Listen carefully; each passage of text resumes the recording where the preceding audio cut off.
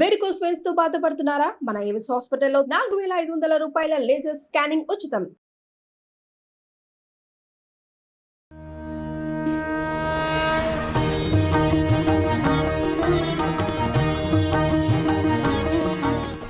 శ్రావణ మాసం తర్వాత కార్తీక మాసం అంటే చాలా వైభవంగా నోములు, వ్రతాలు, పూజలు, దీపాలు ఇలా కళకళలాడిపోతూ ఉంటుంది ఆ మాసం అంతా కూడా. ఎంతో పాజిటివ్ ఎనర్జీ ఇచ్చే కార్తీక మాసం విశిష్టత గురించి ఇవాల్టి ఎపిసోడ్లో మాట్లాడుకుందాం. అందరికీ నమస్కారం.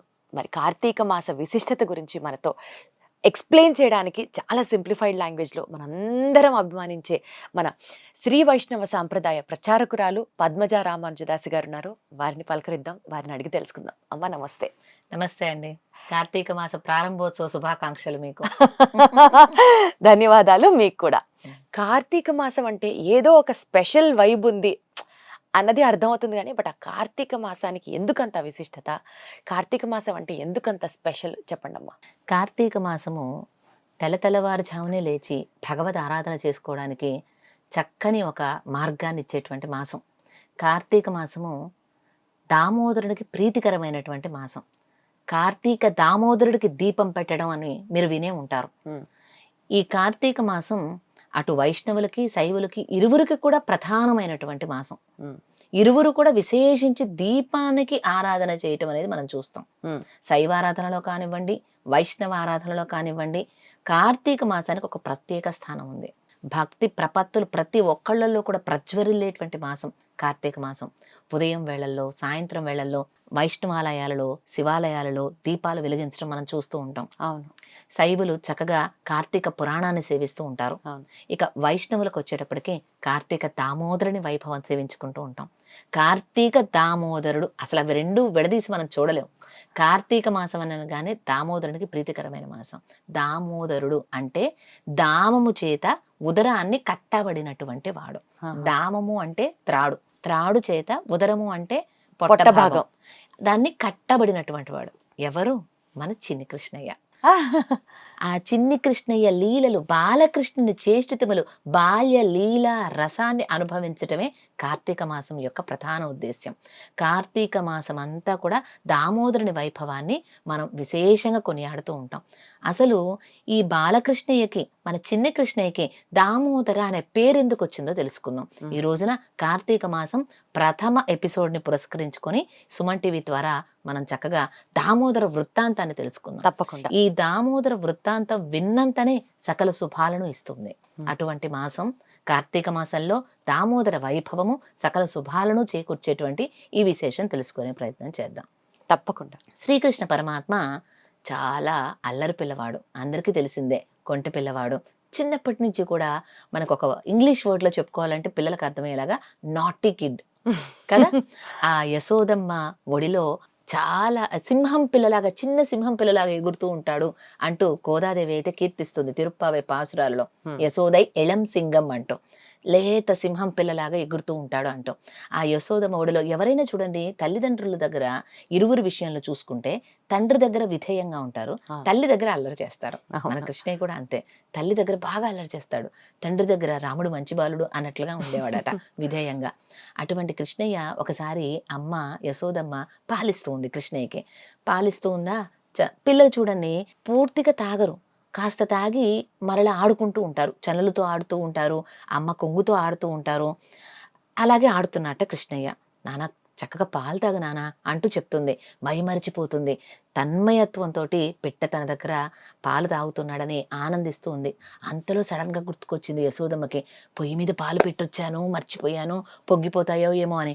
చూద్దుమా, ఇక్కడి నుంచి చూస్తే వంటిట్లో పొయ్యి మీద పాలు పొంగిపోతున్నాయట. ఇక గబగబా పిల్లవాడిని కిందకు పెట్టేసి ఆ పొంగు వచ్చేలోపు తాను వెళ్ళిపోవాలని వదిలిపెట్టి తాగుతున్న పిల్లవాడిని కింద పెట్టేసి పొయ్యి మీద పాలు దించడం కోసం వెళ్ళింది యశోదమ్మ. ఇక ఉక్రోషం వచ్చేసింది మన కృష్ణయ్యకి.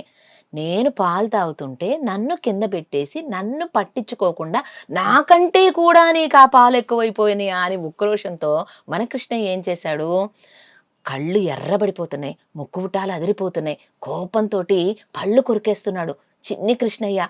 పళ్ళు వచ్చిరాని పళ్ళు. అలాంటి స్థితిలో మన కృష్ణయ్య కోపంతో అటు ఇటు చూశాడు. అమ్మకి నా కోపాన్ని తెలియచేయాలి, ఏం చేయాలి, ఉక్రోషం పట్టలేక మరి ఆ రోజు నందుని యొక్క ఆ రేపల్లిలో అంతా కూడా పాడి సంపద సమృద్ధిగా ఉండేది. అలాగే యశోదమ్మ ఇంటిన కూడా పెద్ద పెద్ద బాణల నిండా పెరుగు, పాలు, వెన్న, నెయ్యి రకరకాలుగా వాళ్ళు చక్కగా ఉట్టి మీద కూడా పెట్టుకొని ఉంటారు.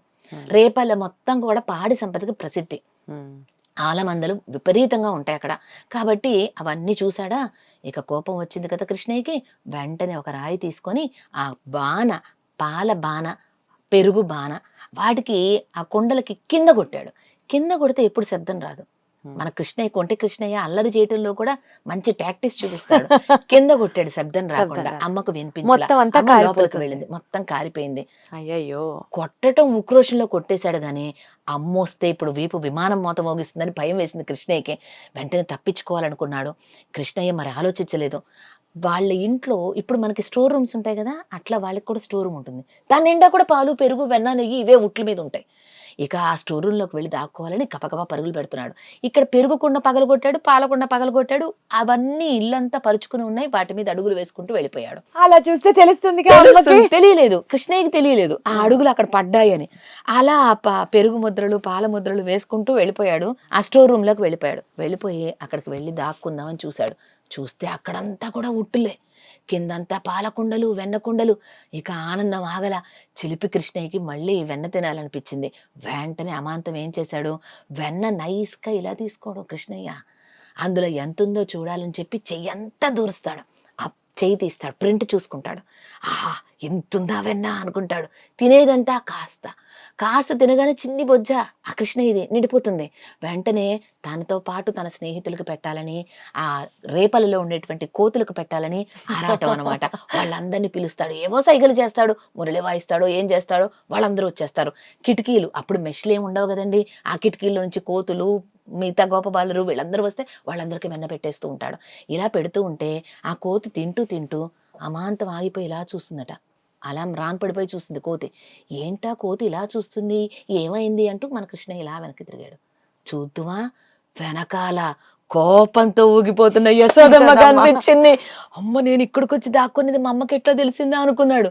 ఎలా తెలిసింది, ఇందాక ఆ పెరుగు పాలు తొక్కి ఆ పాద ముద్రలు తెలుసుకున్నటువంటి మన యశోదమ్మ అలా వచ్చి పట్టుకుంది కృష్ణయ్యని. పట్టుకోవాలని ప్రయత్నం చేసింది, అనుకుంది, పట్టుబళ్ళ. కృష్ణయ్య ఇక అమ్మ ముఖం చూడగానే భయంతో అసలు ముందే ఆమె కొట్టక ముందే ఏడుపు లంకించుకున్నట్ట. అసలు గుడ్ల నీరు కుక్కుంటున్నట్ట. ఇక ఒకటేమైనా అదరాలు అదిరిపోతున్నాయి, భయం. ఇక యశోదమ్మ కళ్ళతో భయపెట్టింది.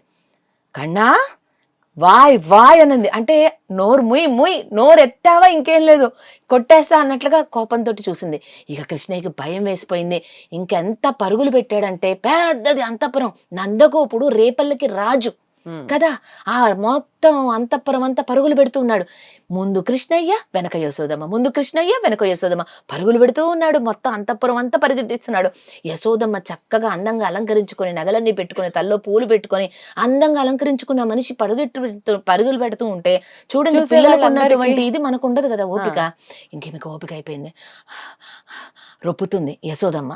ముందున్నటువంటి ఆ ఆభరణాలన్నీ వెనక్కి వెళ్ళిపోయినాయి. వెనుకున్నటువంటి ముంగురులన్నీ, పూలన్నీ చెల్లా చెదురైపోయి ముంగురులు ముందుకు వచ్చేసినాయి. నా వల్ల కావట్లేదు కృష్ణయ్య, నువ్వు రావాల్సిందే, నేను నిన్ను పట్టుకోలేను, నువ్వు పట్టుబడాల్సిందే. నా వల్ల కావట్లేదని ఎప్పుడు అన్నదో అప్పుడు పట్టుబడ్డాడు కృష్ణయ్య. తాను పట్టుకోవాలనుకున్నప్పుడు పట్టుబడాల, నా వల్ల కాదని చేతులెత్తేసినప్పుడు పట్టుబడ్డాడు. ఈ దామోదర వృత్తాంతంలో అనేక రహస్యాలు ఉన్నాయి, అవి కూడా చూద్దాం. ముందు ప్రొసీజర్ చూద్దాం, ఏం జరిగిందనేది. ఇక పట్టుకుందా, ఒక చేతితో కృష్ణయ్యని పట్టుకుంది. కొంటి కృష్ణయ్య ఆగుతాడా, పరిగెట్టి వెళ్ళిపోవాలని తపనతో ఉన్నాడు. అమ్మ పట్టుకుందంటే కొట్టేస్తుంది, నెక్స్ట్ వీపు విమానం మోత మోగిపోతుంది అని భయం వేసిపోయింది. దాంతో ఎలా పారిపోదామని చూస్తున్నాడని ఒక చేతితో అమ్మ గట్టిగా పట్టుకొని, అక్కడే చీకిపోయిన తాళ్ళున్నాయి, వీళ్ళు పెరుగు చిలుకుతూ ఉంటారు కదండి, వాటి కోసం ఇట్లా తాళ్లతో ఇలా చక్కగా చిలుకుతూ ఉంటారు. ఆ గట్టి పెరుగుని చిలికి చిలికి అవన్నీ కూడా చీకిపోయి ఉంటాయి. ఆ తాళ్ళన్నీ ముక్కలుగా పడి ఉన్నాయి. ఒక ముక్క తీసుకుంది. మన చిన్ని కృష్ణయ్య ఎంత పిల్లవాడు, కడితే సరిపోతుందిలే అనుకుని కట్టాలని ప్రయత్నం చేసింది. 2 అంగుళాలు తగ్గింది. లాభం లేదని ఒక చేత్తో అలా పట్టుకొని మరొక చేత్తో దీన్ని ఎలాగో మొత్తానికి ముడివేసి కృష్ణయ్యని మళ్ళీ ఈ త్రాడుతో కట్టాలని చూస్తుంది. మళ్ళీ 2 అంగుళాలు తగ్గింది. ఇంకొక ముక్క తీసుకుంది, ఆ ముక్కతో తీసుకొని కట్టాలన్నా 2 ఇంకా అంగుళాలు తగ్గలేదు. తగ్గుతుంది. ఎన్ని ముక్కలు కలిపి కడదామన్నా కూడా 2 అంగుళాలు తగ్గుతూ వస్తూ ఉంది. ఇక నా వల్ల కాదు కృష్ణయ్య, నేను నిన్ను కట్టాల్సిందే, నువ్వు కట్టుబడాల్సిందే, నువ్వు కట్టుబడాల్సిందే అంది. నేను కట్టలేకపోతున్నా, నువ్వు కట్టుబడాల్సిందే అంది. తను కట్టాలనుకున్నప్పుడు కట్టబడలా. నేను కట్టలేకపోతున్నా తలుచుకుంటేనే నువ్వు కట్టుబడాల్సిందే అనుకుంది, నా వల్ల కాదనుకుంది, అప్పుడు కట్టుబడ్డాడు. అద్భుతం, అద్భుతం. తాను పట్టుబడ్డాలనుకున్నప్పుడు పట్టుబడ్డాడు, తాను కట్టుబడాలనుకున్నప్పుడు కట్టబడ్డాడు, ఆమె చేయాలనుకున్నప్పుడు కట్టుబడాల. ఇది ఒక రహస్యం. చివరాఖరికి ఫైనల్ గా కట్టేసింది. ఆ త్రాడుతోటి ఆయన ఉదరానికి అక్కడే స్టోర్ రూమ్ లో తిరిగి మళ్ళీ స్టోర్ రూమ్ దగ్గరకు వచ్చారు. అక్కడే తాళ్ళు పడి ఉన్నాయి, ఒక రోలు కూడా పడి ఉంది, పాత రోలు, వాడడం లేదు. ఆ రోలు మన కృష్ణయ్య ఒకే షేప్ లో ఉన్నారు, చూడటానికి భలే బొద్దుగా ఉంటాడు కదా కృష్ణయ్య. తీసుకువెళ్ళి ఆ రోటికి కట్టేస్తే రోలు ఏదో కృష్ణయ్య ఏదో తెలియట్లేదు, రోలు నల్లగానే ఉంది, కృష్ణయ్య నల్లగానే ఉన్నాడు. ఈ తాడుతో ఎలాగో కట్టేసింది కృష్ణయ్యకి. ఇక నువ్వు పరిగెట్టు కృష్ణ, చెప్తా నీ పని, ఇప్పుడు ఎలా పరిగెడతావు చూస్తా, రోలు కట్టేసా నువ్వు ఎక్కడికి వెళ్ళలేవు అని ఇంక లోపలికి వెళ్ళిపోయింది. ఇది దామోదర వృత్తాంతం. ఇంకా చాలా ఉంది. అయితే ఈ విశేషంలో ఒక రహస్యం ఉంది. ఏమిటి అంటే, అమ్మ తనకి పాలు ఇవ్వడం లేదని ఉక్రోషంతో ఈయన దిగిపోయాడా. అక్కడ పాలు అసలు ఎందుకు పొంగినాయో తెలుసా? పాలు అనుకున్నాయట, కృష్ణయ్యకి ఉపయోగపడినటువంటి నా జన్మ ఎందుకు, కృష్ణయ్య అమ్మ దగ్గర పాలు తాగుతున్నాడు, ఇక నా జన్మ ఎందుకు అని అది ఆత్మహత్య చేసుకుంది. పాలు పొంగిపోయి అలా గిన్నెలో నుంచి కృష్ణయ్యకి ఉపయోగపడినటువంటి నా జన్మ ఎందుకు వృధా అనుకొని ఆ పాలు కూడా చైతన్యం కలిగి ఆ పొంగిపోయి కింద పడిపోయినాయి, మంటలో పడిపోయినాయి, ఆత్మాహుతి చేసుకున్నాయట పాలు. చూడండి ఎంత అందంగా ఉందో. కృష్ణయ్యకు ఉపయోగపడినటువంటి జన్మ వృధా, కృష్ణయ్యని ఆరాధన చేయనటువంటి జన్మ వృధా, కృష్ణయ్యని పూజించినటువంటి క్షణం వృధా. అలాంటి విశేషమైనటువంటి ఆయనకి దామము చేత ఉదరాన్ని కట్టబడిన దాని కారణంగా దామోదర అనే నామం వచ్చింది.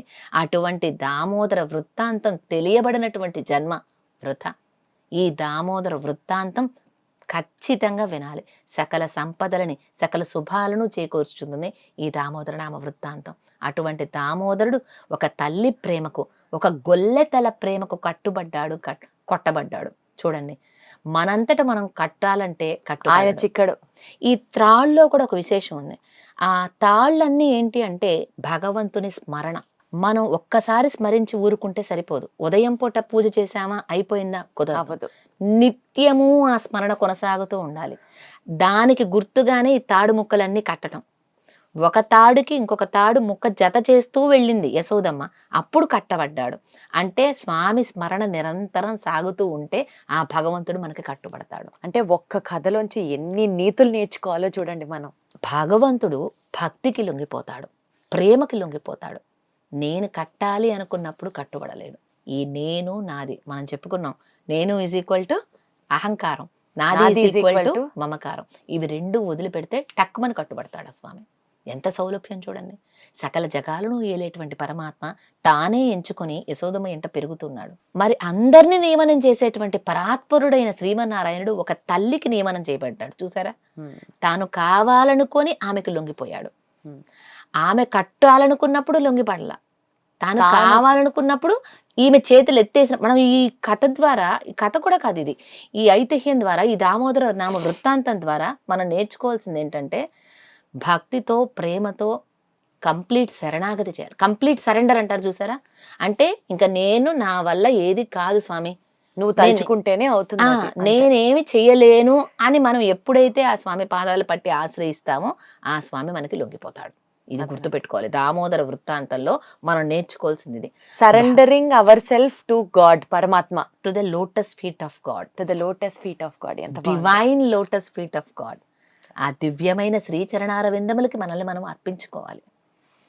మన రక్షణకి మనం సమర్థులం కాదు. ఎంత మాత్రం అండి మనం అనుకుంటాం, కానీ మనకు రక్షణకి మన వల్ల కాదు.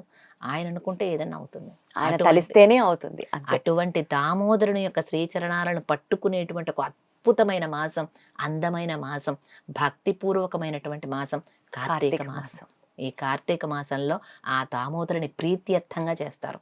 మనం కార్తీక మాసంలో సంకల్పం చెప్పుకునేటప్పుడు కూడా మీరు గమనించారనుకోండి, సంప్రదాయం ఏదైనా కార్తీక దామోదరుని ప్రీత్యర్థం అంటూ దీపారాధన చేయటం కానివ్వండి, దీప దానం చేయటం కానివ్వండి. కార్తీక మాసంలో దానాలకు చాలా విశేషం ఉంది. ఏది చేసినా కార్తీక దామోదరుని ప్రీత్యర్థం అంటారు. ఎవరు దామోదరుడు? కృష్ణయ్యే. ఆనాటి చిన్ని కృష్ణయ్య, యశోదమ్మకు లొంగిపోయినటువంటి కృష్ణయ్య, కట్టుబడిన కృష్ణయ్య. ఎవ్వరూ ఒక విశేషం చూడలేదండి, 2 విశేషాలు చూడలే. ఆ ఎవ్వరూ చూడనటువంటిది, ఎవరూ కాంచనటువంటి ఆ 2 విశేషాలు యశోదమ్మ తన 2 కళ్ళతో చూసింది. ఏమిటో తెలుసా? అందరినీ నియమనం చేసేటువంటి స్వామి అమ్మకి భయపడ్డాడు, వెక్కిళ్ళు పెట్టి ఏడ్చాడు. కళ్ళన్నీ ఇలా నీళ్లు గారిపోతూ ఉంటే, ముఖమంతా ఎర్రగా అయిపోతే వెక్కిళ్ళు పెట్టి భగవంతుడు ఏడ్చినటువంటి రూపం యశోదమ్మ చూసింది. భగవంతుడు అమ్మా నన్ను కొట్టొద్దంటూ దండం పెట్టాడు. మనమందరం దండం పెడతాం ఆ స్వామికి, ఆ స్వామే దండం పెట్టాడు తల్లికి. చూసారా? ఎవరూ చూడనటువంటివి, ఎవరూ సేవించుకోలేనటువంటి ఒక భాగ్యం యశోదమ్మ పొందింది. ఆయన భయపడటం, ఏడవడం, దండం పెట్టడం. అందరి చేత పూజలు అందుకునేటువంటి భగవంతుడు ఎంత సౌలభ్యంగా అమ్మ ప్రేమకు కట్టుబడ్డాడు, అది మనం గమనించుకోవాలి. ఇక్కడ ఆ భగవంతుని ఎంత భక్తితో ప్రేమతో కొలుస్తామో అంతగా ఆయన మనకి లొంగిపోతాడు అనటానికి నిదర్శనం ఈ యొక్క దామోదర వృత్తాంతం. ఆ భక్తిని మనలో నింపుకొని ఈ కార్తీక మాసాన్ని భగవంతుడిని ఆరాధన చేయటానికి మనం వినియోగించుకుందాం. స్వామిని ఏ రకంగా ఆరాధన చేయాలి, ఎలాంటి పూజలను ఆచరించాలి, రాబోతున్న ఎపిసోడ్స్తో మాట్లాడుకుందాం. ఫస్ట్ ఎపిసోడ్ కాబట్టి మీరు చెప్పినట్లుగా కార్తీక మాసానికి సంబంధించిన ఆ విశిష్టత, ఆ గొప్పతనం ఫస్ట్ అసలు తెలుసుకున్నాం. మా అందరికీ ఇలాగా ఏమంటారు, నేను ప్రతి ఎపిసోడ్లో చెప్పినట్లుగానే ఆ జ్ఞానాన్ని, దైవిక జ్ఞానాన్ని మా అందరిలో పెంపొందించినందుకు గాను ధన్యవాదాలమ్మా. అంత ఆచార్య అనుగ్రహం. మీకు కూడా ధన్యవాదాలు.